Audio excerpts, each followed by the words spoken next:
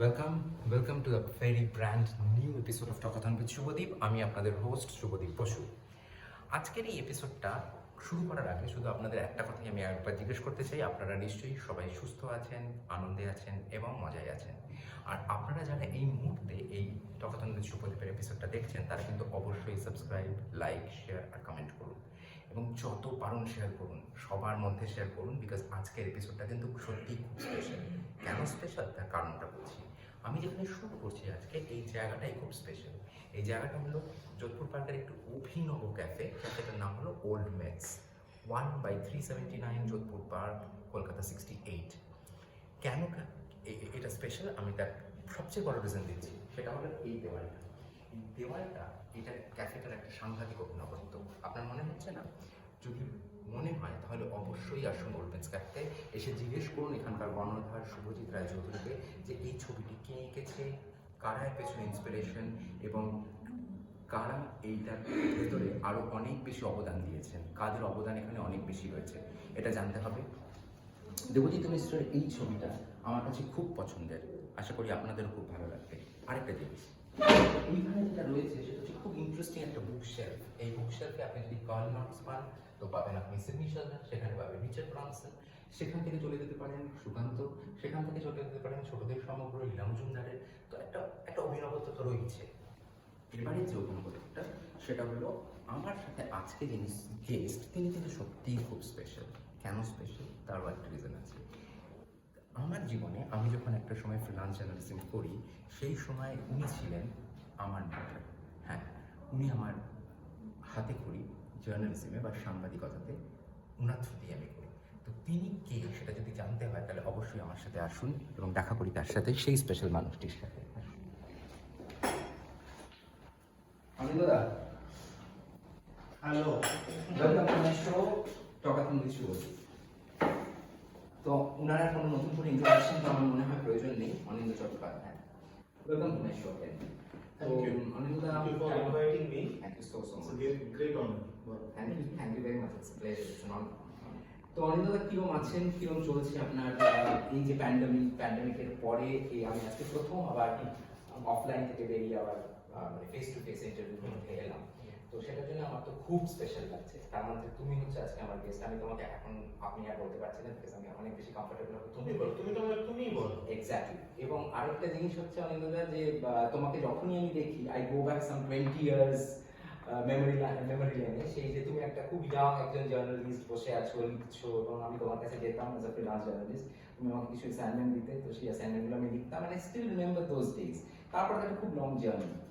তো এই যে যখন জার্নির কথাতেই আসছি অনিন্দা, সেখানে তো যেটা সবচেয়ে ইম্পর্টেন্ট যে কথাটা সেটা হচ্ছে তুমি কিন্তু একটা সাংঘাতিক শিল্পী মানুষ, এটা তো সবাই জানে। শিল্পী মানে আমি কি বলছি, তুমি একাধারে চিত্রনাট্যকার, একাধারে চিত্র পরিচালক, একদিকে গায়ক, একদিকে অভিনেতা, এবং একদিকে তুমি ব্যান্ড চালাচ্ছ, একদিকে লোককে পরিচালনা করছো। তো এই যে এত কিছু তুমি একসাথে করছো, জ্যাক অফ অল ট্রেডস, এর মধ্যে actual Anand master of none, তুমি মাস্টার অফ অল, সেটা তো তুমিই বলবে। আমি সেটাই প্রশ্ন যে তুমি নিজেকে কোথায় সবচেয়ে বেশি আইডেন্টিফাই করো? দেখো, এটা খুব ভালো একটা প্রশ্ন, তার কারণ এতগুলো ডিপার্টমেন্টের সঙ্গে যখন কেউ মিশে থাকে তখন অবশ্যই এটা আমার নিজেকে মাঝে মাঝে জিজ্ঞেস করতে ইচ্ছে করে যে আসলে কোনটা ভালোবাসি না, সবচেয়ে ভালোবাসি কোনটা। আমি তোমাকে বলবো, যদি তুমি কোরটা নিয়ে কথা বলো না, যে এক্সাক্ট কোরটা কোথায়, সেটা কিন্তু হচ্ছে আমি বলবো আমার লেখায় জায়গা।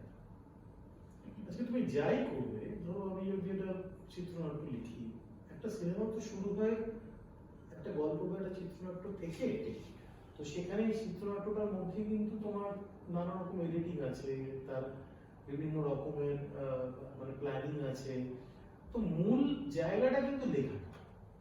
আজকে আমি যে ম্যাগাজিন সম্পাদনা করছি সেখানে আমি অকিঞ্চিত লিখছি, বা এর আগে আমি যখন যুদ্ধের সম্পর্কে ঘোষণা লিখেছি, বা আমি যখন গান লিখছি, আজকে গানেরও ধরো যখন গান নিয়ে আমার গানে আলোচনা হয়, কোন জায়গাটা নিয়ে আলোচনা হয়, সুরের ধরন কিছুটা হয়তো কথা বলে মানুষ, কিন্তু তার চেয়েও আমি বলছি বেশি মানুষ কিন্তু কথা বলে লেখার জায়গা। তার মানে ঘুরে ফিরে তুমি যদি দেখো আমার কি ওপেন বায়োস্কোপ, কি রোববারের অকিঞ্চি, কিংবা আমার চন্দ্রবিন্দুর গান, সেটা কিন্তু একটা কমন একটা জায়গা আছে, সেই জায়গাটা কিন্তু লেখা। ফলে সেটাকে ছেড়ে আমি কখনো দূরে চলে যাব না বা যাইনি। সেটা আমার সবসময় খুব মানে কাছের একটা জায়গা। এটা ঠিকই যে হয়তো আরো সময় দেওয়া উচিত ছিল। অনেক অনেক সাহিত্যিক যারা ভালোবাসেন আমায় অনেকবার বলেছে যে নিয়ম করে একটা সময় আর একটু বেশি তুমি লেখায় মন দাও। আমি পারিনি না এত রকমের কাজকর্মের সঙ্গে রয়েছি বলে, কিন্তু আমার মানে মন খুশি হলো কি মন খারাপ হলো, আমি সবসময় ফিরে গেছি আমার লেখাটার কাছে। সো লেখাটাতেই তুমি সবচেয়ে বেশি তাহলে আইডেন্টিফাই করো এতগুলো জিনিসের মধ্যে। যে কোনো মানে বলছি তো কোডটা শুরু হয়ে লেখা থেকে, তারপর তুমি অন্য মানে দেখো এই যে আমি বলছি আজকে গান বলো, সিনেমা বলো বা সম্পাদনা বলো, এই কাজগুলো কিন্তু একদম একটা একটা কাজের সাথে আরেকটা কাজ মানে কোনো অমিল আছে এরকমটা না, মিল আছে এগুলোর সঙ্গে। একটা লেখা তুমি যদি ভালো লেখা তৈরি করতে পারো, যেটা তোমার মনে হলো যে এটা একটা লিরিক পদবাচ্য হয়েছে, তুমি সেটা দেখো সুর দিতে পারো। এই সুর দেওয়াটা একটা হয়তো আলাদা একটা এক্সপার্টিস। কিংবা তুমি একটা গল্প এমন ভাবে লিখলে, ধরো আমি উদাহরণ হিসেবে তোমায় বলছি যে আমি আমার যে কাগজ সংবাদ প্রতিদিন, সেখানে আমি একটা উপন্যাস লিখেছিলাম বকমস্য। সেটা গত 2 বছর আগে ফুলের সংখ্যা প্রকাশিত হয়। সেটা লিখতে লিখতে আমার মনে হয়েছিল যে এটার একটা ফিল্ম হওয়ার পসিবিলিটি আছে, যে এটার প্লট, এটার ক্যারেক্টার্স, এটা যেভাবে আমি ভাবছি। তো ফলে আমি সেটাকে চিত্রনাট্যে নিয়ে তারপর শুরু করি। কিন্তু দেখো মূল জায়গাটা ওটাই ছিল, লেখার জায়গা। তো বারবার কিন্তু আমি ওটাই বলছি যে আমার ফিরে যেতে হয়েছে ওইখানটায়। তারপর আমি তার পরবর্তী পদক্ষেপ বা পরবর্তী আর কি আমি করতে পারি সেটা ভেবেছি। তো এই যে তুমি লেখা থেকে তারপরে তুমি চলে গেলে গানের জগতে, তারপরে তুমি চলে গেলে চন্দ্রবিন্দু, এত বড় একটা সাকসেস তোমার জীবনে, তারপরে তো তুমি ফিল্ম মেকার, অভিনেতা। তো এই যে একটা সাংঘাতিক জার্নি, এই জার্নিটা নিয়ে একটু প্লিজ কিছু বলো। যে তুমি হঠাৎ কি করে শুভ মহরত বা সত্যান্বেষীতেই এলে, তুমি হঠাৎ করে কেন চন্দ্রবিন্দু ভাবলে এবং কিভাবে জিনিসটা করলে? দেখো আমরা তো খুব হার্ট টু হার্ট কথা বলছি, ফলে পরিষ্কার করে বলি আমি কিন্তু খুব ভালো অভিনেতা নই। আমি অ্যাক্টিং করেছি এবং তাও করেছো ঋতুপর্ণ ঘোষের দুটো প্রশংসা পেয়েছি। আমি ঋতুপর্ণ ঘোষের বায়োগ্রাফি ছবি করেছি। আমি কিন্তু শিবপ্রসাদ মুখার্জির পরিচালনায় ছবি করেছি। কোন ছবি? প্রাক্তন। আমি কিন্তু সৃজিত মুখার্জির পরিচালনাতে অ্যাক্টিং করেছি, জাতির সঙ্গে। আমি ধ্রুব মুখার্জির ছবিতেও অ্যাক্টিং করেছি। হ্যাঁ, আমি কিছু না হলে 15 থেকে প্রায় 20টা ছবিতে অভিনয় করেছি। কিন্তু আমি আবার বলছি আমি অভিনেতা নই হিসেবে, আমি নিজেকে অভিনেতা হিসেবে কোনো নাম করতে পারি না। কেন করেছি? আমার মনে হয়েছে যে ওদের হয়তো কোথাও মনে হয়েছিল যে আমার বিহেভিয়ারটা, সেটার মধ্যে হয়তো একটা উত্তর কলকাতার ছাপ আছে বা একটা ইউনিকনেস আছে। আমি যেভাবে কথা বলি তার মধ্যে একটা বাঙালি ব্যাপার আছে। আমি তো নিজেকে সত্যি সত্যি খুব বাঙালি বলে মনে করি। তো সেইটা এক্সপ্লোর করতে চেয়েছে পরিচালক। যেমন শুভ, হ্যাঁ, মানে আমি বলছি বিহেভিয়ারিয়াল যে প্যাটার্নটা না, আমি সেইটুকু শুধুমাত্র করতে পারি। ফলে আমি বিহেভ করতে পারি। আমি তোমার সাথে যেভাবে কথা বলছি, আমি যদি অ্যাক্টিং করি আমি এভাবেই কথা বলবো। আমি এর বাইরে একটা দারুণ অন্যরকম, ঋত্বিক যেরকম একটা কমপ্লিট অভিনেতা, তাকে তো যেরকম তুমি যেখানেই দাও সে কিন্তু হ্যাঁ ঋত্বিক চক্রবর্তী, সে সেটা করে ফেলবে। অনির্বাণ একটা এত ভালো অভিনেতা। ফলে এরা একটা অভিনেতা। আমি কিন্তু সে অর্থে অভিনেতার পর্যায়ে করিনি, আমি করে ফেলেছি। হয়তো সিনেমার রোলের ক্ষেত্রে কি হয়, অনেক সময় লুকটা ম্যাটার করে, অনেক সময় তোমার কথা বলাটা ম্যাটার করে। সেগুলো হয়তো অনেকের মনে হচ্ছে এটাই হয়ে যাবে। শুভ মহরত আমার কাছে যার জন্য খুব আশ্চর্য একটা ব্যাপার। যদিও শুভ মহরতের আগে আমি কিন্তু চন্দ্রিকে ডিপ্লোমা ফিল্মে অ্যাক্টিং করেছি। সেটাই আমার প্রথম সিনেমা অ্যাক্টিং করা। সেকেন্ড সিনেমা সেটা থেকে দেখতে গেলে মানে প্রথমটা Y2কে, তারপর করেছেন শুভ মহরত। এবার আমরা কথা বলি শুভ মহরতে তোমাকে হঠাৎ করে ঋতুপর্ণ কেন অ্যাপ্রোচ করলো বা কিভাবে এই ছবিটা ঘটেছিল? আমি জাস্ট প্রথমে শুভ মহরতটাই জানতে চাই। আমি ঋতুদার সাথে আমার পরিচয়ের সময়টা হচ্ছে 99 সেই সময় চন্দ্রবিন্দুর একটা দুটো অ্যালবাম বেরিয়ে গেছে, আর নজরুল মঞ্চে গান গাইছে। ঋতুদা তখন খুব নাম, ঋতুপর্ণ ঘোষ, মানে তখন উনি যে বেরিয়ে গেছে তখন বেরিয়ে গেছে। তো আমাদের সময়গুলো কোনো শোটা বড় ঋতুপর্ণ ঘোষ এসেছিলাম, নজরুল মঞ্চে বসেছিলাম। তখন কম বয়স ছিল, রক্ত অনেক গরম ছিল। ঠিক আছে, এসছি আমরা আমাদের মতন যেরকম গান করি সেরকম করেছি। ঋতুদা শুনে চলে গেছে, সেদিন কোনো কথা টথা হয়নি। অনেক পরে ঋতুদা যখন তারা শুরু হচ্ছে, তারা চ্যানেলটা শুরু হচ্ছে, তো ঋতুদা একটা প্রোগ্রাম প্ল্যান করছে সেখানে। তারা করছে তা কি বলে একটা প্রোগ্রাম হবে, তারা টক শো, খুব ইউনিক টক শো।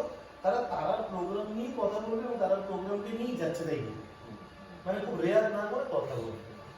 তো ঋতুদা প্রথম আমাকে ফোন করে বললো যে এরকম এটা যদি তুই করিস ভালো হয়। আমি বললাম আমার বন্ধু আছে চন্দ্রিল, ও দারুণ কথা বলে। এবার তার আগে চন্দ্রিল ঋতুদা আমাদের সাথে গানের সূত্র ধরে একটা আলাপ হয়েছিল। তো আমি চন্দ্রিল আমরা সবাই মিলে ঋতুদার সাথে দেখা করতে গেলাম। সেখানে আরো দুটি মেয়ে, তারাও পরবর্তীকালে আসে, আমি সঞ্চারীকে আমরা নিয়ে যাই। মেহেলি বলে যাদবপুর ইউনিভার্সিটি যাদব আছে, তারা করছে নাকি প্রোগ্রামটা শুরু হয়ে যায়। তো ওইটা একটা নতুন করে ঋতুদার সঙ্গে আমার আলাপ পরিচয় হলো। ঋতুদা সবসময় চেষ্টা করতো যে নতুনদের সাথে কথা বলার। আমরা যে ব্যান্ড করছি, ঋতুদা খুব গানের তো ভক্ত ছিল না, আমাদের লিরিকের ভক্ত ছিল, সেসব নিয়ে কথা হতো, এটা কেন ওটা কেন এসব নিয়ে। তো এরই মাঝে আমি আর চন্দ্রিল আমরা দুজনেই তারা বাংলায় চাকরি করতে শুরু করলাম ইনহাউস ডিরেক্টর হিসেবে। ফলে একটা নতুন জীবন শুরু হলো। আমরা টেলিভিশন প্রোগ্রাম তৈরি করছি, ছোট ছোট করে নানা রকমের জিনিস তৈরি হচ্ছে। তার মাঝে একটা ছবিতে আমি ঋতুদাকে অ্যাসিস্ট করি, সেটা হচ্ছে তিতলি। তিতলি ছবিটায় আমি অ্যাসিস্ট্যান্ট কঙ্কনা তখন একদম বাচ্চা, মানে কাকুন তখন এতটাই ছোট। তখন ওর একটা ছবি সুব্রত সেনের ছবিটাও করেছে, কিন্তু কাকুন মানে কাকুন, কল্যাণদা এবং রিনাদি ওরা নর্থ বেঙ্গলে রয়েছে। আমরা ওই রাত্রে বসে আড্ডা মারছি, কাকুন এতটাই ছোট, সেটা আমার একদম মনে আছে। তো তিতলির পর আমি হচ্ছে ঋতুদার সাথে আমার একটা মানে যোগাযোগ ছিল, কথাবার্তা হচ্ছে, এই সমস্ত কিছুর মধ্যে তখন ব্ল্যাক ম্যাজিক বলে একটা কোম্পানি ছিল। সেই ব্ল্যাক ম্যাজিকে আমি তারা বাংলা থেকে জয়েন করতে যাব। হ্যাঁ, ব্ল্যাক ম্যাজিক অর্জুন গৌরীর কোম্পানি। তো তখন কলকাতায় রমনদা ছিল, অর্ঘ ভবন মিত্র ছিল। যখন আমি যাবো না, ঋতুদাকে বলতে গেছিলাম বাড়িতে, ঋতুদা আমি একটা চাকরি জয়েন করছি, তারা ছেড়ে আমি ব্ল্যাক ম্যাজিক জয়েন করবো। তো ঋতুদা শুনলো টুললো চুনাটুলদা বললো, তুই একটা কাজ করবি, আমার একটা ছবি আছে সামনে, তো ওই ছবিটা তুই একটা রোল করবি। আমি অ্যাক্টিং এর কিছু বুঝি না, আমি সিনেমাতে অ্যাক্টিং করবো? বললো কর না, তোকে বানাবে কি, তারপর কি করতে হবে আমি তোকে করিয়ে দেবো। এটা আমার অ্যাক্টিংটা কিন্তু ভালো লাগছে, আর আমার তো শো রয়েছে অনেক, তুমি এটা কি, তখন আমাকে তো বললো শোন তুই করবি না বলছিস, ছবিটা কিন্তু তোর এগেনস্টে কিন্তু নন্দিতা দাস অ্যাক্টিং করবে। আর নন্দিতা দাস তখন সেই সময় মানে আমি বলছি সেই সময় একটা খুবই উঁচু জায়গা ছিল সবার কাছে। হ্যাঁ, মানে তখন নন্দিতা একটা বিরাট ব্যাপার। আমি বলো কি নন্দিতা দাস অ্যাক্টিং করবো? বলছে হ্যাঁ নন্দিতা করবো। তখন বললো এবার কি তোর ইচ্ছে করছো করতে? তখন আমি বললাম তোমার স্ক্রিপ্টটা দাও, আমি লাইনসগুলো একটু পড়ি। বললো ঠিক আছে, আমি তোকে পড়ে শোনাই, আমার মনে হয়েছে এই চরিত্রটা তুই মানানসই হবে। তারপর আমি স্ক্রিপ্টটা শুনলাম, স্ক্রিপ্টটা শুনে আমার ভালো লাগলো, মানে কিন্তু একটা ভয় ছিল করতে পারবো কি পারবো না। আর ওই ছবিটা একটা ভয়ঙ্কর স্টার আসছে, একে শর্মিলা ঠাকুর, তাই রাখি গুলজার, নন্দিতা দাস, মানে কে নেই ছবিটাতে। তো ফাইনালি আমি করি, কিন্তু আমি আবার বলছি আমি ওই সময় খুব কিন্তু মানে ইচ্ছুক হিসেবে ছবিটা করি। কিন্তু তা বলছে ঠিক আছে একটা সিনেমা করছি, বাকি বন্ধুরা ওইগুলো হাসাহাসি করছে ছবি করছি বলে।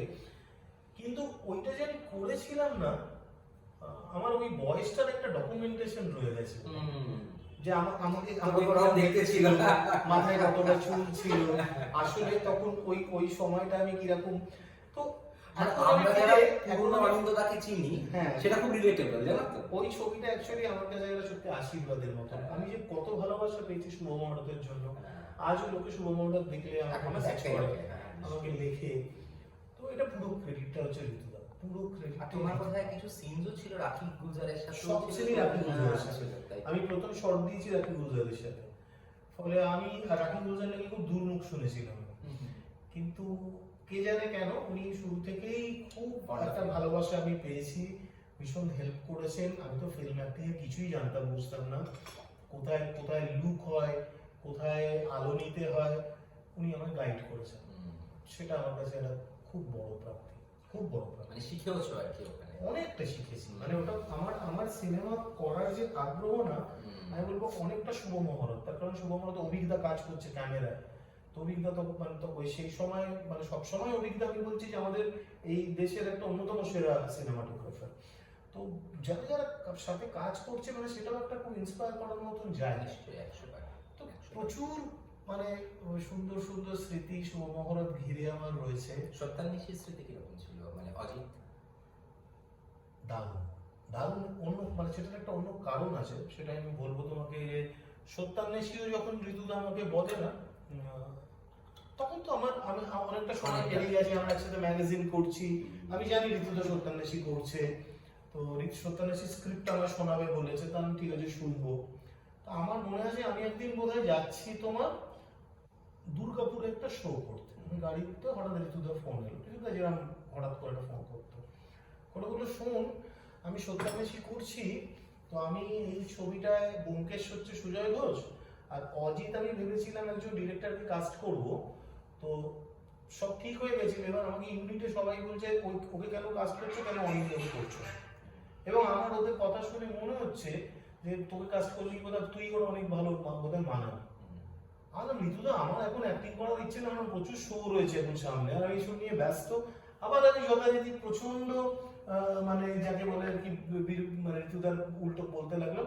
আমি বললাম আমাকে শোনো, আমাকে তখন বললো আমি আমি আমি তোকে ব্যবস্থা করে দেবো, তোর শোগুলো যাতে তুই করতে পারিস, এটা নিয়ে তুই চিন্তা করিস না।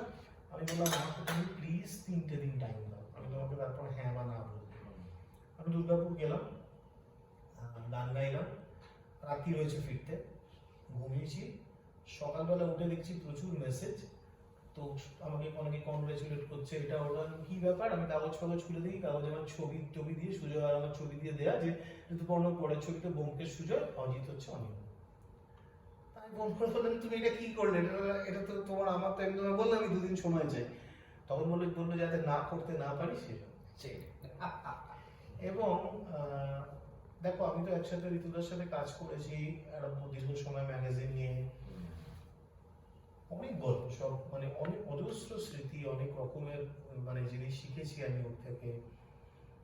তো এই ছবিটা না মানে আমি বলবো যে এটা প্রিডেস্টিনড ছিল।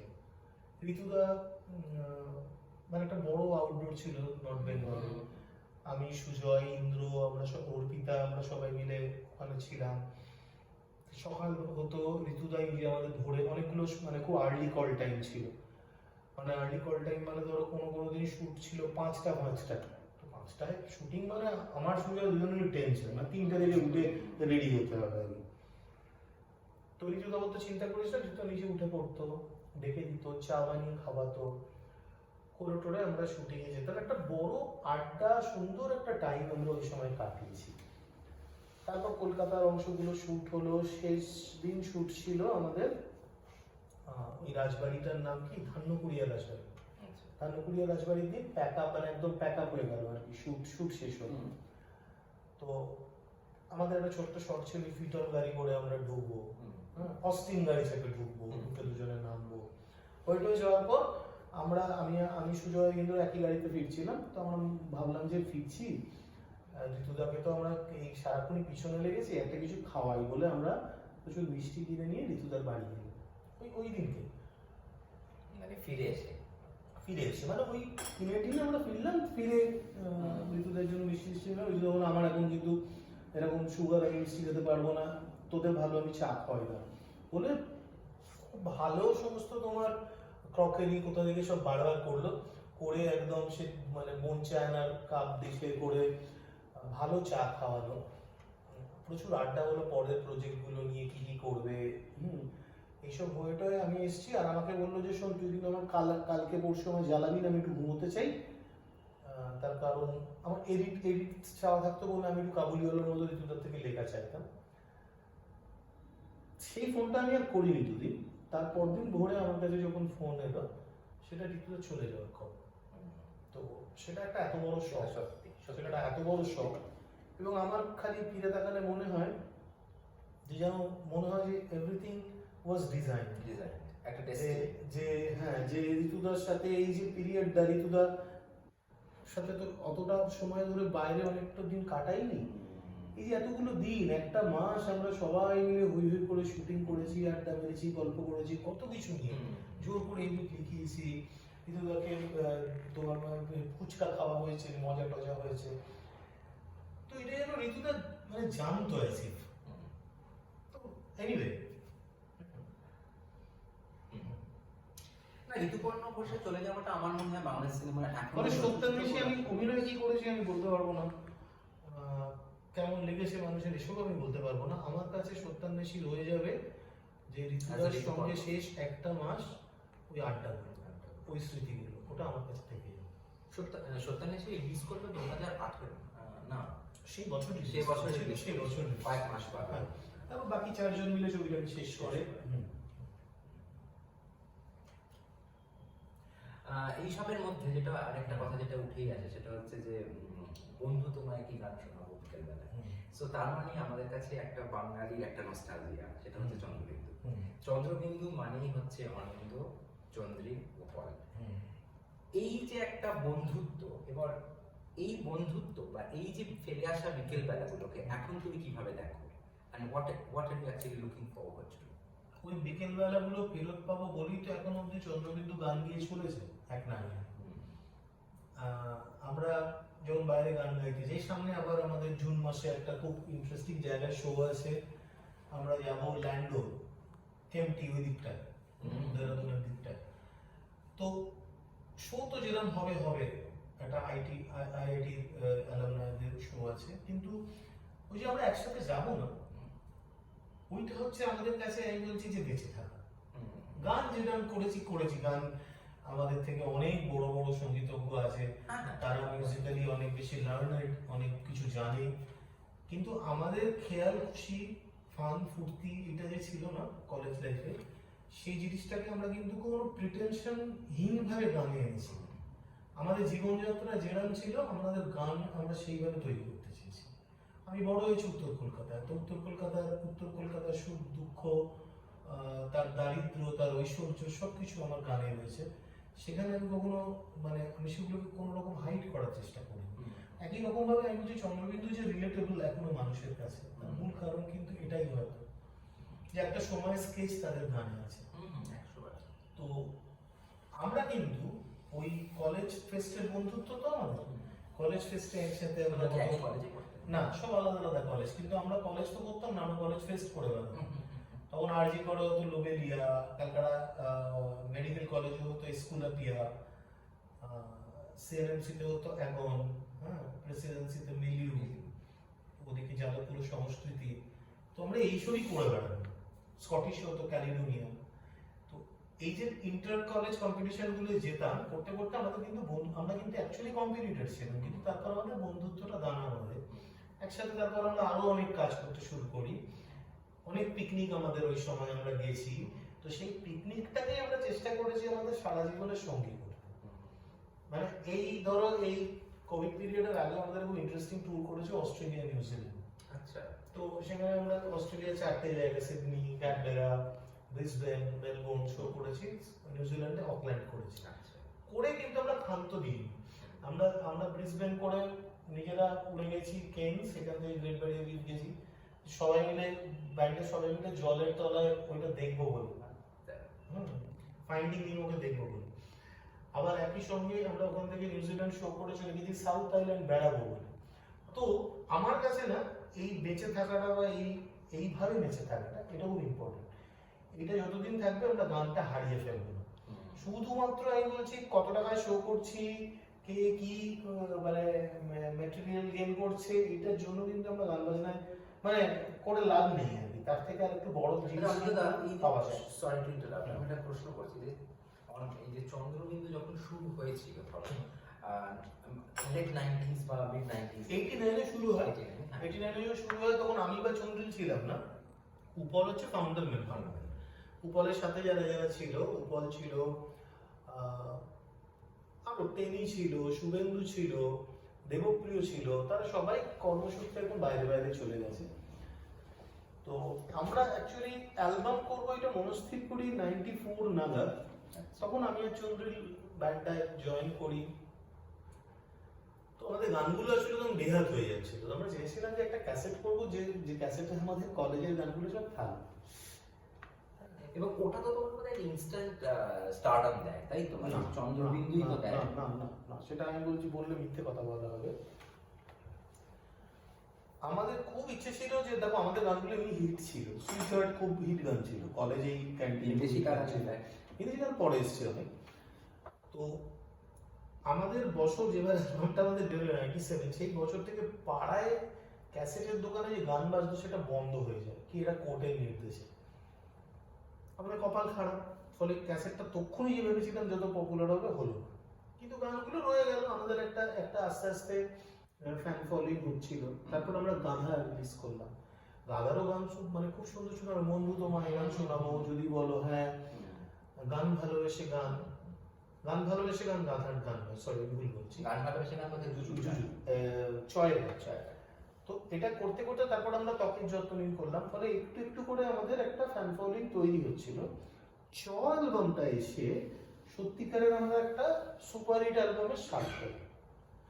ওই যে পুজোর আগে চ বেরোলো, যেখানে দুনিয়া .com আছে, গান ভালোবেসে গান আছে, বান ভাসি আছে, আদরণ নৌক আছে, ছ মানে আমি বলছি আমরা যেটা কল্পনা করতে পারিনি কখনো, সেটার একটা জনপ্রিয় হলো। ওই জনপ্রিয়তাটা আমাদের একটা জায়গা করে দিল, যার যেটা যেটা এখনো লোকে যে চন্দ্রবিন্দু চন্দ্রবিন্দু এত জায়গা থেকে ডাকে। আমার মনে হয় যে ওই অ্যালবামটার একটা বড় ভূমিকা আছে সেটার জন্য। তা এখন কি চন্দ্রবিন্দু থেকে অনিন্দ অনেকটাই স্বতন্ত্র একটা নাম, তাই তো?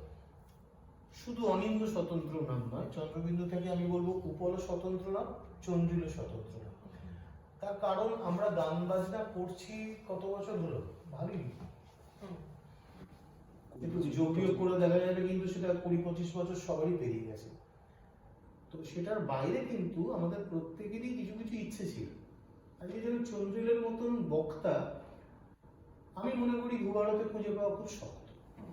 ওর যে স্পিকিং ট্যালেন্ট, ওর যে লেখার জায়গা, তো সেই জায়গাটা তো এক্সপ্লোর করতে হতো, কোনো না কোনো ভাবে তো করতে হতো। ঠিক। আজকে উপলের আঁকার যে দক্ষতা, শুধু তাই না, শুধু আঁকা না, আমি বলছি আর্টের অনেকগুলো দিক। যেমন আজকে উপল যদি অরিগামিরও তুমি দিক দেখো, তো উপল তো গভর্নমেন্ট মানে আর্ট কলেজ পাস করে একজন আর্টিস্ট। উপলকে যখন প্রথম গান শুনেছি, ফোক সং যে কি সুন্দর গাইতো, মানে সেটা অংশুমান রায়ের গানই হোক কিংবা আব্বাস উদ্দিনের গান হোক, তো বলে ওকেও সেই জায়গায় একবার সেই জায়গাটা এক্সপ্লোর করতে হতো। তো আমারও যা যা ইচ্ছে ছিল, যে আমি তো সাংবাদিক হবো বলে ভেবেছিলাম, তো আমার নিজের ম্যাগাজিন সম্পাদনা করা, কি আমি সিনেমা করবো, তো আমাদের যার যার ইচ্ছে না, সেই ইচ্ছে পূরণগুলো কিন্তু সবার হয়েছে। কিন্তু ইচ্ছে পূরণগুলো করতে গিয়ে আমরা চন্দ্রবিন্দুকে হারিয়ে ফেলে যাব। চন্দ্রবিন্দু কিন্তু এখনো সমানভাবে রয়েছে আমাদের, মানে কি বলবো, এই বললাম বন্ধুত্বের সবার একটা কমন বনভোজনের জায়গা হচ্ছে কিন্তু চন্দ্রচন্দ্র, সবকিছু করার পর।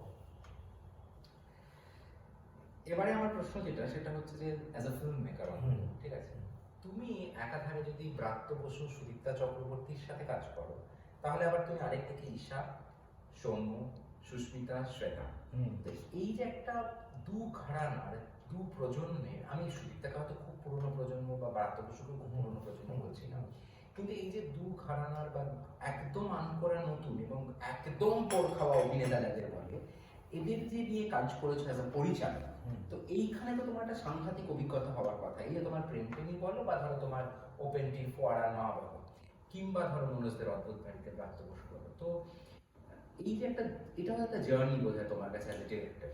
হ্যাঁ, আমি আরো কয়েকজন আমার বন্ধুর নাম বলবো, খুব প্রিয় অভিনেতা তারা। মানে আমি সব আমার প্রিয় অভিনেতাদের যে কাজ করতে পেরেছি এখনো তা নয়, তো বেশি ছবি করিনি, মাত্র 4টে ছবি করেছি। যেরকম সুদীপ্তা মতন অভিনেত্রী খুঁজে পাওয়া যাবে না, যেরকম ব্রাত্য আমার অসম্ভব প্রিয় অভিনেতা একজন, যেরকম তুমি আর মানে এই নামগুলোর পাশে আমি তোমায় বলবো যে রজতাভ দত্ত, আমি মনে করি মানে আমাদের দেশের one of the finest actor হচ্ছে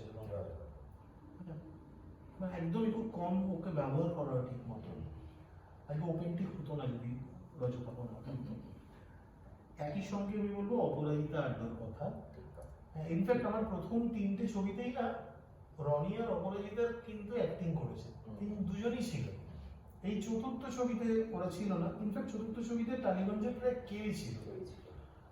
তো সেটা নিয়ে ওরা একটু আমাকে অভিযোগ জানিয়েছে, কিন্তু সেরকম কোনো রোলও ছিল না। রোল ছিল না, রোল মানে ছিল থাকলেও হয়তো রোল চতুর্থ ছিল। ছবি ট্রেনিং যেটা তোমার হলো ওখানে সৌম্যর মায়ের চরিত্র আমাদের বাংলায় না এই অভিনেতারা এত পোক্ত আর শক্তিশালী, এদের সাথে বারবার মানে সুদীপ্তার সাথে অপার সাথে মানে বারবার কাজ করতে ইচ্ছে করে, বারবার কাজ করতে ইচ্ছে আর করে। আমরা যেন দর্শক তাদের বারবার দেখতেও ইচ্ছে করে, এটাও একটা কিন্তু খুব বড় ফ্যাক্টর। সত্যি তাই, সত্যি তাই, সত্যি সত্যি কথা, সত্যি কথা।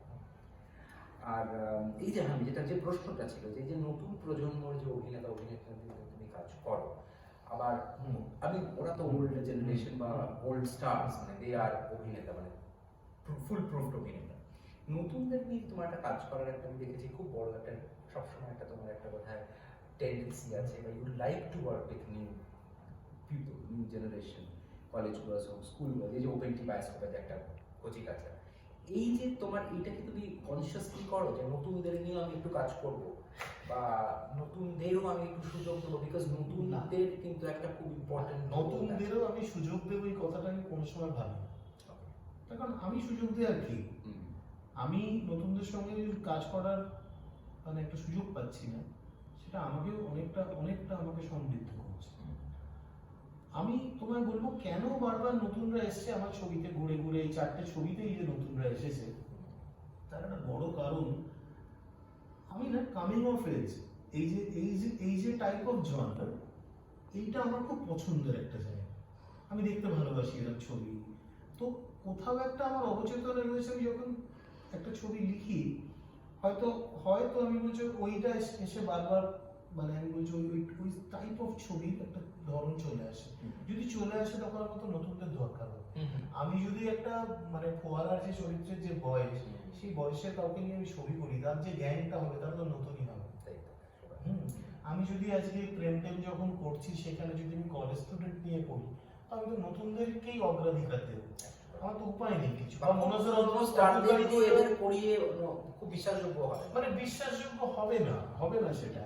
আর কোথাও আমার কাছে মানে প্রত্যেক মানুষের নিজস্ব একটা সিনেমার ডেফিনেশন আছে, আমার কোথাও মনে হয় যে নতুনরা করলে না, নতুনদের ওই চরিত্র সব মানে তাদের অ্যাক্টিং এর কোনো প্রথমত ম্যানারিজম অ্যাড হয় না, আর ওই চরিত্রটা দিয়ে তাদেরকে লোকে চিনতে শেখে। মানে ঈশাকে এখনো কিন্তু লোকে শাওন বলে ডাকে, রিদিকে ফোয়ারা বলে ডাকে, তো সেইটা একটা খুব বড় পাওনা। সুদীপ্তা চক্রবর্তীকেও ফোয়ারার মা, মানে এই যে একটা ব্যাপার তৈরি হয়েছিল এই সময়টা। সুদীপ্তা মানে কৌশিক সেন, এরা তো এত ভার্সেটাইল না, এরা অজস্র মানে মনে রাখার মতন সব চরিত্র এরা করেছে। কিন্তু হ্যাঁ, আমার ওপেন টির একটা খুব বড় ইম্প্যাক্ট ফেলেছিল আমার মনে হয় ওই সময় মিলে। সেটার জন্য অনেকটা ক্রেডিট হচ্ছে সুজিত সরকারের, যে ওইরকম একটা ছবি করতে যদি রাজি হয়েছিল। মানে আমার তো সিনেমার ব্যাকগ্রাউন্ড ছিল না সে অর্থে, তো এরকম একটা উত্তর কলকাতার পাড়া, 4টে লোক পাড়ায় ফুটবল খেলছে, এই ছবি চট করে একজন প্রডিউসার যে রাজি হচ্ছে না, এটা খুব কঠিন। নিউ এজ সিনেমা, এটা নিউ এজ কিনা আমি জানি না, আমার সিনেমা ভাবলে মনে হচ্ছে এটাই তো সিনেমা। আমি তো অত ভেবে বসে যে এটা আমি খুব আভাগার্ড কিছু করছি কিনা, নিউ এজ করছি কিনা, খুব নিউ রিয়েলিজম কিছু আনছি কিনা, এত সাতপাঁচ আমি ভাবি। আমার মনে হচ্ছে এটা কিন্তু সিনেমা। অনেক এই পরিপ্রেক্ষিতে তোমাকে একটা কোয়েশ্চেন করি, একটা মানে এখন আমি দেখি অনেকেই খুব বলে নিউ এজ সিনেমা, মানে নতুন যুগের ছবি বা হোয়াট এভার ট্রান্সলেশন। তোমার অ্যাজ আ ফিল্ম মেকার কি মনে হয় যে সিনেমার মধ্যে কোনো মানে সিনেমা কি চিরন্তন একটা স্রোত, নাকি সিনেমার মধ্যে এই নিউ এজ ওল্ড এজ এই কনসেপ্টটা আছে? দেখো, এই মুভমেন্ট গুলো না একটা সময় তো সিনেমার ইতিহাসে হয়েছে। আজকে তুমি 60s দেখো, 50s দেখো, ইটালিতে হয়েছে কি ফ্রান্সে হয়েছে। আজকে যে মুভমেন্ট গুলোর হাত ধরে আজকে আন্তোনিওনি, ফেলিনি কিংবা গদার থেকে শুরু করে আস্তে আস্তে সবার মানে যারা উঠেছে, এমনকি তারপরেও আমি বলছি যে আজকে লার্জ ভন ট্রায়াল বলো বা আরো যারা নতুন দিনে যে ডগমা যারা এনেছে, তো তাদের তারা ডেফিনেট মানে তারা এক ধরনের জিনিস চালু করেছে। আমি যে সিনেমা বানাতে শুরু করেছি তাদের স্টোরি টেলিং আছে, সিনেমার ল্যাঙ্গুয়েজকে নিয়ে কিন্তু আমি কিছু এক্সপেরিমেন্ট কিছু করিনি কখনো। তো বুঝতে পারছি। ফলে আমি বলছি যে আমার সিনেমার ধরন কিন্তু একটা কমার্শিয়াল অ্যাপ্রোচেরই সিনেমা, সে সিনেমা ফেস্টিভ্যাল যাওয়া সিনেমা নয়, সেটা আমি জানি। হুম। কিন্তু ভারতীয় সিনেমা একটা বড় স্রোত বদল ঘটেছে, যে সিনেমা মানে আমরা যে দেখতাম যে মানে নায়ক বা নায়িকা তাদের একবার বিদেশে গিয়ে নাচতে যেতে হবে, কি তাদের তাদের গানের মধ্যে একবার বৃষ্টি পড়বে, হ্যাঁ। তো সেই যে কুসংস্কারগুলো ছিল না, সেখান থেকে ভারতীয় সিনেমার কিন্তু একটা মুক্তি ঘটেছে, বিশেষ করে বলিউডে ঘটেছে। মালায়ালি সিনেমা তো হয়েইছে, তাদের কি অপূর্ব সব সিনেমা, দক্ষিণ ভারতীয় সিনেমা তৈরি হচ্ছে ভাবা যায় না। তো তার মানে সিনেমা না অনেক বেশি রিয়েলিস্টিক হয়েছে, যে জীবন মানে আমাদের আমাদের খুব সাজানো জীবন দেখতে চাই। একটা সময় সিনেমা সম্বন্ধে ধারণা ছিল আমরা সাজানো জিনিসের মধ্যে দেখবো, তারা খুব সুন্দর পোশাক পরবে, তাদের সুন্দর দেখতে লাগবে, ফলে সুন্দরের এই যে মানে আমাদের যে চাহিদাটা ছিল, এই চাহিদাটা বদলে গেছে। আমরা এখন অনেক বেশি রিয়েলিটি চাই। আমরা আমরা যে ছবি এখন দেখছি, যে গালি বয় যখন দেখছি একটা কমার্শিয়াল ছবি, কিন্তু সে ছবি কিন্তু দেখাচ্ছে ধারাবাহিক, তার একটা আলাদা সৌন্দর্য আছে। আজকে যখন আমি ওপেনটি শুট করছি না, তখন কিন্তু আমি নর্থ ক্যালকাটাকে সাজিয়ে শুট করছি না, সেটা যেরাম আমি সেরামই শুট করছি। এমনকি প্রেম টেমের ক্ষেত্রেও না, আমি যখন হুগলি শুট করছি, আমার তার মধ্যে কিন্তু ওইটা আমার মাথায় নেই যে এটাকে আমি আলাদা রং করে শুটিং করব, যা রয়েছে আমি সেটাকেই শুটিং করবো সুন্দর করে। তার তার একটা সৌন্দর্য আছে, তার একটা মায়া আছে। এইটার একটা আমি বলছি, এই যে একটা টাইপ অফ ইনফ্যাচুয়েশন ছিল টুয়ার্ডস আমাদের এই বিউটিফিকেশন, এই মোহমুক্তিটা ঘটেছে। তো এটা এটা এটা অনেকের সিনেমা আমি বলবো যে যে আজকে সুজিত দার ছবি সেরকম ধরনের ছবি তৈরি করে। বম্বে প্রচুর ডিরেক্টর আছে আমি দেখেছি যে এটা করে, এটা তার বাইরেও হতে পারে। আজকে আজকে সঞ্জয় লীলা বনসালি যখন অন্যরকম ছবি করে, সেটা কি সুন্দর লাগছে না লাগছে, তার তার অ্যাপ্রোচটা। এই যে তুমি যেটা বললে না যে আমরা অনেক বেশি রিয়েলিস্টিক ছবিতে চলে এসেছি, তো আমরা কোথাও একটু ওই ছবিকে বা সিনেমাকে একটা সময় কিন্তু মানুষের বা দর্শকরা ভাবতো যে ওটা এমন একটা জগৎ যেটা কিন্তু আমাদের থেকে আলাদা আলাদা। তো সেই যে ফ্যান্টাসি, মানে যেটা আমরা যেটা উত্তম সুচিত্রা দেখে আসতে পারি, অমিতাভ লেখা দেখতে পারি, মিঠুন শ্রীদেবী দেখতে পারি, এই যে ফ্যান্টাসির একটা জগৎ যে তৈরি হতো, যে পেয়ারিং, হিরো হিরোইন, একটা গান, নাচ, গ্র্যান্ডার, গ্লোরি, গ্ল্যামার, তো এইটা তো আস্তে আস্তে ফেড হয়ে গেল, ঠিক আছে? সব তো সেটা কি একটু ইম্পর্টেন্স ছিল না? দেখো, সবকিছু জিনিস ফিরে ফিরে আসে জীবন, বুঝেছো?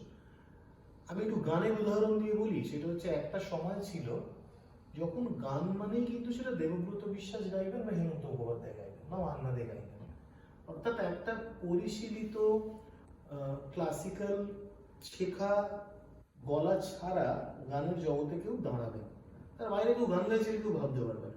মানে আমাদের বাবা কাকাদেরও দেখেছি আর.ডি. বর্মন গান গাইছে, সেটাকে সিরিয়াসলি নিত। তো একটা সময় হলো কিন্তু এমন কিছু আটকৌড়ে গলা হলো, ধরো আমি আমাদের উদাহরণ দিয়ে বলছি, আটকৌড়ে গলা, হ্যাঁ, পাশের বাড়ির ছেলে গাইছে মনে হবে তোমার, তো সেই কলঘরের গানও কিন্তু মেইন স্ট্রিমের মর্যাদা পেল। সিনেমাও তাই হলো, আগে একজন উত্তম কুমার দরকার লাগতো একটা সিনেমা, এখন লাগে না। হ্যাঁ, সিনেমা এই মানে আমি বলছি সেইটা দেখে দেখে দেখে দেখে একটা জায়গা তৈরি হলো যে আমি কিন্তু অত সুন্দর না হলেও তাকে দেখবো। আমি কিন্তু উত্তম কুমার সৌন্দর্যের থেকেও যেটা বলতে চাই, সেটা হচ্ছে যে নায়ক বা হিরো বা আপ ফেস। আজকে গালিবার এক্সাম্পল যেটা নিলে দেখো, তুমি রিয়েলিটি শো দেখো, যে আজকে আজকে নায়ক সেই হয়ে উঠবে যে মানে নায়ক যে বৃত্তে বড় হবে, সে একটা বড় বাড়ি থেকে নামবে, সে ঘোড়া চালিয়ে ছুটে আসছে, এই হিরোইজমের বাইরে আজকে মানুষ খুঁজতে চাইছে রিয়েল স্টোরি। আজকে একটা চায়ের দোকান থেকে উঠে আসে একটা ছেলে, সে যখন এসে দাঁড়িয়ে এমন একটা কাজ করছে, তাকে তাকে আমার হিরো মনে হচ্ছে। তো মানুষ কিন্তু এখন এই হিরো ওয়ার্শিপটার দিকে অনেক বেশি ঝুঁকছে। কিন্তু বলিউড যদি তুমি দেখো, তুমি দেখবে, আমার এখনো মনে হয়, বা টলিউড, আমি জানি না টলিউড অতটা এক্সপেরিমেন্টেশন হয়তো নেই এখনো, গার্লি বয় বা ধরো একটা ডিয়ার জিন্দেগি, এই দুটো ছবি আমি বললাম, দুটোতেই কিন্তু পপুলার ফেসেস ওয়্যার দেয়ার, মানে কোথাও নায়ক নায়িকার একটা কিন্তু পপুলারিটি ইউজ করা হয়েছে, although the background is different. আমি এই দুটো ছবি দেখেছি, ফলে এই দুটো ছবি নিয়ে আমি বলতে পারবো। এটা ঠিকই যে একটাতে শাহরুখ খান আছে, একটাতে রণবীর আলিয়া ভাট আছে, কিন্তু তুমি লক্ষ্য করে দেখবে যে এরা প্রত্যেকে কিন্তু না খুব ভালো অ্যাক্টর, ইনফ্যাক্ট দুটোতেই আলিয়া ভাট আছে। প্রত্যেকেই দারুণ দুরন্ত অ্যাক্টর।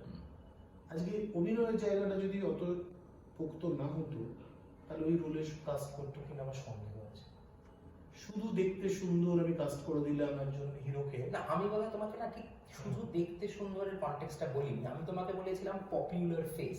দেখো পপুলারটা শাহরুখ খান পপুলার তো অবশ্যই অভিনেতা হিসেবে বা without style। পপুলার ফেস বম্বেতে এখনো লোকে ব্যবহার করে, হয়তো তার একটা ইনিশিয়ালস আছে। পপুলার ফেসের সত্যি সত্যি এখন ওখানে তো স্টার সিস্টেমটা আছে খুব বড়ভাবে, কিন্তু মানে ঠিক আছে, যারাই এখনকার নতুন জেনারেশন স্টার্স যারা, তারা প্রত্যেকে খুব ভালো অভিনেতা। আমি আলিয়া ভাট আমার ভীষণ ভীষণ পছন্দ করি। আমি অপেক্ষা করে রয়েছি যে গাঙ্গুবাই আসছে, সেটা আমি টিজার রিলিজ করেছি, আমার দেখে অসম্ভব ভালো লেগেছে। ফলে তাদের দেখার জন্য কিন্তু আমিও মুখিয়ে বসে থাকি। যেমন ধরো রাজকুমার রাওর মতন একজন নায়ক। আমি এটাই বলছি যে এই সময় যদি না আসতো, আজকে যদি একটা বড় বদল না আসতো, তাহলে কিন্তু তুমি নওয়াজুদ্দিন সিদ্দিকী, রাজকুমার রাও এদেরকে লিড করে তুমি ছবি করতে। সেই পরিপ্রেক্ষিতে বাংলার কি গল্প? বাংলারও একই গল্প। বাংলা বদল ঘটছে না? নিশ্চয়ই ঘটছে। কিন্তু আমি তোমাকে যেটা বলছি যে সেরকম কোনো fresh face with lot of talent সেরকম কিন্তু সে কেউ আসে। আমার তো মনে হয়, ধরো মানে আমি যে ছবি আমি যতটুকু করেছি, আমার যতটুকু ফিল্মোগ্রাফি, সেখানে তো এরকম নতুন মুখ অনেকে উঠে এসেছে এবং তারা ভালো কাজ করেছে। এবার তারা আগামী দিনে রুল করবে কিনা, তারা আগামী দিনে আরো সুযোগ পাবে কিনা, সেটা আমি জানি না এক্স্যাক্টলি, কিন্তু আমার বিশ্বাস তারা আরো ভালো কাজ করবে। আর এটা ছাড়া রাস্তাটাই বের, নতুন মুখ তোমায় আনতেই হবে। একটা ইন্ডাস্ট্রিতে তুমি একটাই লোক, সেরকম তুমি কাজ করতে পারবে। এই যে নতুন মুখ বা ধরো তুমি নতুন পরিচালক, আমি শুধুমাত্র নতুন অভিনেতা অভিনেত্রীর কথা বলছি না, ধরো তুমিও একদিনকে নতুন পরিচালনায় এসেছিলে, সেই সময় কিন্তু you got a help from Sujit Sarkar. তো এইরকম ভাবে আজকের দিনেও যারা নতুন পরিচালক যারা হতে চাইছে, তাদের রাস্তাটা কিন্তু খুব মসৃণ নয়। কারণ আমার মনে হয়, যেটা আমি পড়ি বা যেটা আমি ডিফারেন্ট জায়গা থেকে মনে হয়, সেটা হলো যে কিছু সংস্থা আছে বা কিছু এজেন্সিজ বা কিছু বিজনেস প্রোডাকশন হাউসেস আছে যারা কিন্তু রুল করে, দে রুল দ্য রুস্ট। এইরকম কোনো কি গল্প আছে টলিউডে যে তাদেরই কথাতে পুরো জিনিসটা চলবে, তাদের উঙ্গুলি হিলনে পুরো ইন্ডাস্ট্রি চলছে, এরকম কি এখানে খুব স্ট্রংলি ফিল করা যায়? আমাদের দেখো, আমি বিশ্বাস করি আমাদের ইন্ডাস্ট্রি তো খুব বড় ইন্ডাস্ট্রি নয়,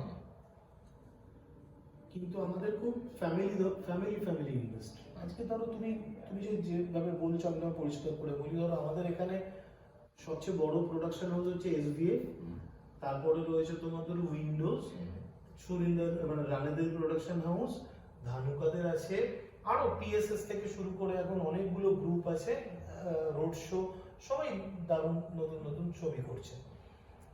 তো ফলে এখন কিন্তু প্রোডাকশন হাউস রয়েছে যারা নতুনদের সাথে কাজ করতে চাইছে, নতুন ডিরেক্টর তুলে আনতে চাইছে। আজকে যেরকম স্টার তৈরি করতে হয়, তোমাকে ডিরেক্টরও তৈরি করতে হয়। তো এরকম কিন্তু কোনো ব্যাপার নেই। আমি বলছি যার সত্যি ট্যালেন্ট আছে, যে ডিরেকশন দিতে চায়, সে কিন্তু ডিরেকশন দিতে পারছে না এটা বলা যাবে। তার কারণ এখন কাজের স্কোপ বেড়ে গেছে। আজকে তুমি সিনেমা হয়তো প্রথম ধাক্কায় যদি নাও করতে পারো, তুমি ওটিটি প্ল্যাটফর্মে তো কাজ করতে পারবে, এবং সেখানে যদি তুমি প্রুভ করতে পারো, ডেফিনেটলি তুমি সিনেমা করতে পারো। তোমার ওটিটি না বিগ স্ক্রিন? কিন্তু ভবিষ্যৎটা কি? বিগ স্ক্রিনের ভবিষ্যৎ এই মুহূর্তে আমি খুব বলার জন্য সঠিক লোক নই। আমাদের একটা বছরের লকডাউন আমাদের সবাইকেই ওটিটির দিকে আরো বেশি এগিয়ে দিয়েছে। ওটিটি প্ল্যাটফর্ম হিসেবে আমার কাছে খুব ইন্টারেস্টিং, আমি কাজ করতে চাই না। করছো না কোনো ওটিটিতে আপাতত? এক্ষুনি না, করার কথা, কিন্তু এক্ষুনি না, করবো হয়তো। আচ্ছা, ওটিটির কন্টেন্ট নিয়ে অন্তত তুমি যেহেতু এখন এই মুহূর্তে একজন খুব নাম করা পরিচালক, ওটিটি বাংলা ওটিটির কথা বলছি, খুবই কয়েকজন আছে, কিন্তু তার মধ্যে যে কোয়ালিটি অফ কাজটা হয় সেটা সম্বন্ধে তোমার কি ধারণা? দেখো, অনেক কাজ হয়েছে তো, আর এই মিডিয়ামটাও আমাদের কাছে নতুন, কিন্তু আমি বলছি অনেক পরিচালকের আমি কাজ দেখেছি, আমার খুব ভালো লেগেছে। মানে অনেক পরিচালকের আমি কাজ দেখেছি, সেটা কিন্তু চমকে ওঠার মতন কাজ। মানে আমি সৌমিকের কিছু কাজ দেখেছি, যেমন তানসেনের তানপুরা করেছে, সৌরভের কাজ দেখেছি, মানে সেটা কিন্তু বেশ মনে রাখার মতন কাজ আর কি। যথেষ্ট কমেন্ডেবল একটা জায়গা রয়েছে আর কি তাদের কাজে। এবং কেন বলছি ভালো লেগেছে, তার কারণ তাদের কাজটা আলাদা লেগেছে। কিন্তু আমাদের কোথাও একটা কনসেপ্টে আছে যে বাংলা ওটিটি মানে ওই ঠাকুরপো বৌদি একটা সিরিজ আছে, বা ধরো একটু মানে সেটা হইচইয়ে শুরু দিকটা এগুলো কিছু ছিল, দুপুর ঠাকুরপো টাইপের আমি বলছি ওটিটি, কিন্তু ইদানিংকালে তুমি যদি ফলো করে দেখো তার থেকে কন্টেন্ট কিন্তু অনেক অন্যরকম দিকে সরে এসেছে, অনেক অন্যরকম সরে এসেছে। এবং সেটা আমি আমি বলবো সব রকম কন্টেন্ট থাকা উচিত না। আজ যেমন হিন্দিতেও দেখছি, হিন্দিতে যেরকম একই সঙ্গে তোমার সেক্রেট গেমস হচ্ছে, আবার পাশাপাশি তোমার জামতারা হচ্ছে, কি আমি বলছি পঞ্চায়েত হচ্ছে, পঞ্চায়েতের মতো কন্টেন্ট হচ্ছে। তো তোমার মানে প্রত্যেকটা দর্শক আলাদা আছে। আমি যেটা বেশি পঞ্চায়েত বলো সেটার দিকে অনেক বেশি ঝুঁকে। তার মধ্যে একটা হিউম্যান স্টোরি আছে, স্টোরি টেলিংটার মধ্যে একটা ফান আছে। আমি ওই ধরনের গল্প বলতে ভালোবাসি, ফলে আমি যদি ওই ধরনের কোনো আইডিয়া নিয়ে কাজ করতে শুরু করি বা চাই, আমি সবসময় চাই। আচ্ছা, তোমার মনে হয় যে আজকাল অহেতুক অশ্রাব্য গালাগালি বা ধরো সাংঘাতিক যৌনতা শুরু, এই জিনিসটা খুব বেশি প্রিডমিনেন্ট এই মিডিয়ামটাতে, ওটিটি মিডিয়ামটাতে, যেহেতু সব মিডিয়ামে এটা আছে। আমাদের দেশটাই না, ভায়োলেন্স আর সেক্স এই দুটো সব থেকে বেশি সেলেবল প্রোডাক্ট।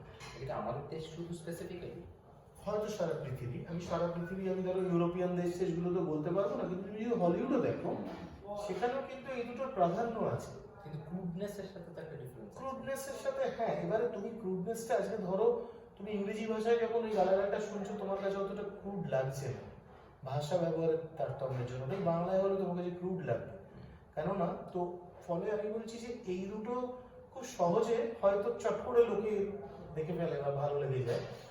কিন্তু আমি তোমায় বলবো যে ভায়োলেন্স এবং একই সঙ্গে মানে যৌনতার ব্যবহার, এই দুটোকে ম্যাচিওর হতে হবে, এই দুটো খুব ম্যাচিওরলি করতে হবে। আজকে একটা বেসিক ইনস্টিংক্টের মতন ছবি যখন দেখি না, তো আমি সেখানে শুধু যৌনতা দেখবো বলে দেখি, সেটাকে কিভাবে ব্যবহার করছে আমি সেটা দেখার জন্য দেখি। ওটা আমার খুব প্রিয় ছবি। তো ফলে তুমি মানে এমন মজার বিষয়, বেসিক ইনস্টিংক্ট তোমার ওয়ান অফ দ্য প্রিয় ছবি বলছো, বেসিক ইনস্টিংক্ট খুব পপুলার হয়েছিল because of some wrong reasons. হ্যাঁ, ডেফিনেটলি অসাধারণ ছবি। তো পরে আমি আবার বলছি যে এটা তো ডিপেন্ড করছে যে ওই মানুষটার ওপর যে কাজটা হাতে নিচ্ছে, সে কিভাবে তার ট্রিটমেন্টটা কি, সে কিভাবে দেখছে জিনিসটাকে। আজকে তুমি একটা দেওরার বৌদির সম্পর্ক নিয়েও ছবি করো না, তো সে কাজ কখনো কখনো কিন্তু চারুলতাও হয়ে যায়। ফলে ওইটা তোমাকে বুঝতে হবে যে তুমি কি করতে চাইছো, কিভাবে করতে চাইছো। তুমি যদি খুব এক্সপ্লিসিট কিছু সিনসও দেখাতে চাও, তো সেটার মধ্যেও কিন্তু তোমাকে সেটাও হ্যাঁ, মানে সেটা আর্ট, মানে সেটা ডার্ক হবে না তার কোনো মানে নেই। তুমি ফার্স্ট বিল্ডারের মতো দেখাতে পারো, হ্যাঁ, আবার একই রকম ভাবে তুমি অন্যভাবেও কিন্তু জিনিসটাকে ট্রিট করতে পারো। এটা আউটলুকের উপর নির্ভর করছে পরিচালকের। অনেকটা এবার আমরা একটু শেষের দিকেই আসছি। একটা বেসরকারি চ্যানেলে তো তোমার কিছু কথা, কিছু মন্তব্য নিয়ে একটা চেইন অফ ইভেন্টস ঘটলো। অনেককে লোকে গালাগালি দিল, অনেককে লোকে থ্রেট করলো। তো তুমি হয়তো খুব প্রত্যক্ষভাবে বা পরোক্ষভাবে, এটাতে আমি জানি না তুমি কতটা অ্যাফেক্টেড হয়েছো, কিন্তু অনেকেই এটাতে অনেকে অ্যাফেক্টেড হয়েছে এবং এইটা থেকেই সূত্রপাত হয়। তা আমার যেটা বক্তব্য সেটা হচ্ছে যে তুমি কি রাজনীতিতে আছো না শুধুই সরবরাহ? আমি রাজনীতিতে নেই, এটা একদম পরিষ্কার করে বলে নেওয়া ভালো। আমি ওই ডিবেটটাই করতে গেছিলাম। দেখো, ডিবেট করতে আমার খুব ভালো লাগে, তার কারণ না, ওটা তো ডিবেটের মজার জন্য কিছু কিছু কথা বলতে হয়, যেগুলো হয়তো আমি বলছি সেটা ওই বক্তৃতাটাকে আকর্ষণীয় করার জন্য আমি ওই প্রসঙ্গটা উল্লেখ করেছিলাম। এই কারণে যে আমি রাজনীতিকে ভয় পাই এটা বলবো, রাজনীতিকে কতটা ভয় পাই সেটা বোঝাবো। তো কমন একটা পারসেপশন আছে যে একটা মানুষ তার বউকে ভয় পায়। তো আমার বক্তব্য, মানুষ রাজনীতিকে তার থেকেও বেশি ভয় পায়। তার থেকে বোঝা যায় রাজনীতির এই ভয়ানক চেহারাটা কিভাবে মানুষের সামনে তৈরি হয়েছে। আমি কিন্তু ওই দিনকে কোনো সুনির্দিষ্ট কোনো দলকে আক্রমণ করে আমি কথা বলিনি। আমি ওভারঅল আমাদের এখানকার রাজনীতির যে চেহারা সেটা নিয়ে কথা বলেছিলাম। আমি বলেছিলাম যে তারা যখন দেওয়াল লিখন করবেন বা প্রচার করবেন, তো তারা যা কোটেশন দিচ্ছেন সেটা জেনে করবেন। আমি বলেছিলাম যে রাজনৈতিক নেতারা যখন বিভিন্ন বিভিন্ন রকম প্রতিশ্রুতি দেন, তার মধ্যে যেন এটা থাকে তারা পাড়ায় পাড়ায় লাইব্রেরি তৈরি করবে। তো একই রকম ভাবে আমি বলেছিলাম যে যেন রাজনৈতিক নেতারা অনেক বেশি লিনিয়েন্ট হন সাধারণ মানুষদের জন্য। তোমার প্রত্যাশা যেগুলো ছিল, আমার প্রত্যাশা ছিল না যে তারা যেন সাধারণ মানুষ কি বলতে চাইছে সেটা বোঝে, সেইটার পরিপ্রেক্ষিতে আমি একটা মন্তব্য করেছিলাম। সেইটা নিয়ে কিছুটা জলঘোলা হয়েছে, আমাকেও ট্রোলিং এর মুখোমুখি হতে হয়েছে, এখনো হচ্ছে সেটা নিয়ে। কিন্তু আমি ওই আঘাতটা করবো বলে বলিনি। আমি বলতে চেয়েছিলাম, আমার বলার উদ্দেশ্য ছিল যে আমাদের দেশ তো এত রকম মানুষ বাস করে, এত রকম বর্ণ, এত রকম ধর্ম, এত রকম জাতির মানুষ, ভারতবর্ষের মতন এইরকম মানে এত রকমের মানুষ একই দেশে রয়েছে, এটা বোধহয় কোথাও দেখা যাবে না। আমরা ছোটবেলা থেকে পড়ে বড় হচ্ছি যে মানে বৈচিত্র্যের মধ্যে ঐক্য, তো সেই জায়গাটাকে যেন আমরা হারিয়ে না ফেলি। আমরা যদি আমি কিন্তু ভালোবাসি যে যখন আমার আমার আমার যে গাড়ি চালায়, তো সে যেন মানে মুসলিম ধর্মাবলম্বী মানুষ, সে যখন তার সময় সে রোজা রাখে, তো সেই সময় আমাকেও খাবার অফার করে, আমি তার সাথে খাই। আমি গুরুদ্বারায় গিয়ে হালুয়া খেতে ভালোবাসি। তো ফলে আমার কাছেও না, আমি যেরকম বৌদ্ধ গুম্ফাতেও গিয়ে ঢুকে পড়তে পারি, আমি সেরকম একটা মাজারেও ঢুকে পড়তে পারি। ফলে এই জায়গাটা আমি খুব পরিষ্কার যে এই লিনিয়েন্ট জায়গাটা আমাদের দেশের চেহারা, এটাকে যদি আমরা ভুলে যাই তাহলে কিন্তু খুব বিপদের কারণ হবে। এটাকে যেন আমরা ভুলে না যাই। আমাদের দেশের কিন্তু মানে আমাদের এই ভারতের কিন্তু সৌন্দর্যটাই হচ্ছে এই সকলে মিলে এক জায়গায় সহাবস্থান করা। এইটা আমরা যেদিন হারাতে শুরু করবো, আমাদের দেশটাকে হারাতে শুরু করবো। বাহ, খুব সুন্দর করে বললে কথাটা। তো লাস্ট কোয়েশ্চেন, আগামী প্ল্যানটা কি? ছবি কি বানাচ্ছো, কি করছো, চন্দ্রবিন্দুর প্ল্যান কি সব মিলিয়ে চন্দ্রবিন্দু প্ল্যানটা হচ্ছে আমাদের 10 নম্বর অ্যালবাম, যেটা অনেকদিন ধরে ডিউ। সেটা সবাই আমাকে খুব গালাগাল করছে, আমি আগে এত ব্যস্ত, আমি গানের সময় দিচ্ছি না, কিন্তু গান সব বানানো হয়ে গেছে। এটা তো দারুণ খবর। এই বছর 10 নম্বর অ্যালবাম আমাদের প্রকাশিত হবে।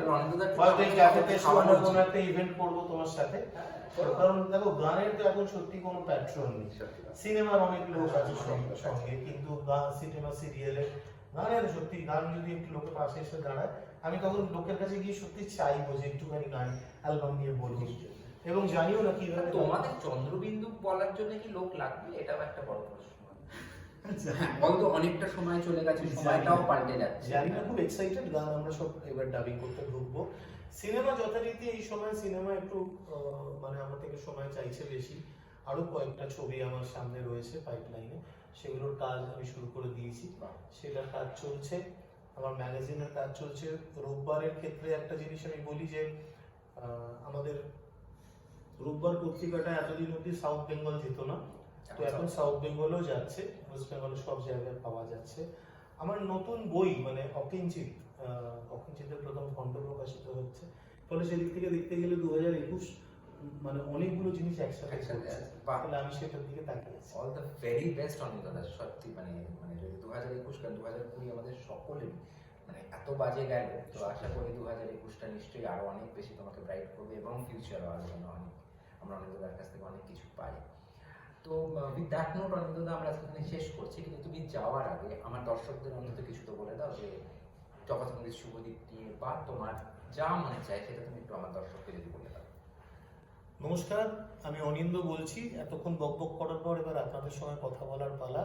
শুভদীপকে চিনি আমি অনেক ছোটবেলা থেকে, তো ও আমার খুব প্রিয় পাত্র একজন। ও যখন আমার সাথে কথা বলবে বলেছে, তো আমি কিন্তু এই যেটাকে যে ক্যামেরা বন্দি হবে বা কিছু এসব নিয়ে ভাবিনি। আমি শুধু আড্ডা দিতে, ভালো চা খেতে চলে এসেছি এখানে ওল্ড মেটস ক্যাফেতে। ওল্ড মেটস ক্যাফে, তো সেটা কিন্তু আজকের আমার মনে হয় আমাদের এই রিউনিয়নটার সাথে তার একটা কোথাও মিল আছে। আপনাদের এটাই বলবো যে আপনারা ওর চ্যানেলটা সাবস্ক্রাইব করুন, শুনুন, ছড়িয়ে দিন সবাইকে। আর নতুন বাংলা গান, নতুন বাংলা ছবি, নতুন বাংলা লেখা, সেটার দিকে আপনারা একটু নজর দিন। আমাদের ভাষাটাকে নিয়ে আমরা অনেকটা গর্ব করি, তো এই ভাষাতেই আমরা পথ চলি, এই ভাষাতেই গান গেয়ে উঠি। তো এই ভাষাটাকে নিয়ে আপনারা একটু গর্ব করুন, এগুলোর পাশে, বাংলার পাশে আপনারা একটু এসে দাঁড়ান। Thank you so much Anil দাদা, থ্যাংকস আ লট, আবার দেখা হবে। নিশ্চয়ই দেখা হবে। Thank you so much.